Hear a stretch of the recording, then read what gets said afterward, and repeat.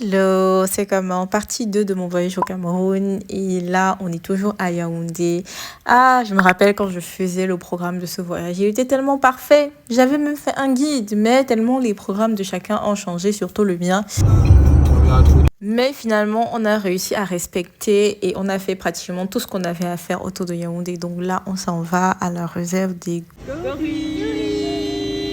Bienvenue à Hub Action Africa. C'est situé juste après l'aéroport international de Nsimalem. C'est à Ikali 2, comme si on allait vers Mbalmayo.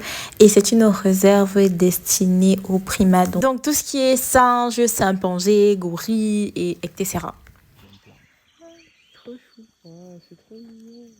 Du coup, comment ils arrivent à se retrouver dans la réserve? Généralement, on les retrouve dans les mains des braconniers ou sinon dans des situations un petit peu à risque pour leur santé et pour leur vie car ce sont des espèces qui sont en voie de disparition. C'est le cas de Bobo que vous voyez à l'image. C'est un gorille ado argenté qui n'a qu'un seul bras car il a voulu protéger sa sœur contre les braconniers. Il s'est fait tirer dans le bras, donc la réserve l'a récupéré et l'a soigné. Elle se situe dans une forêt. Sur le chemin, vous aurez un descriptif des arbres centenaires que l'on retrouve dans la forêt. Et également, si vous voulez être volontaire dans la réserve, vous pouvez juste les écrire à cette adresse mail.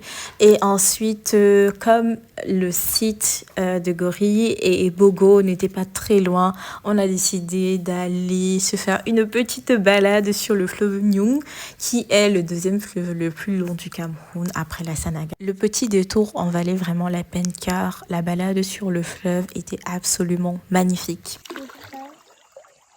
On appelle poisson hyper par rapport à ses étages.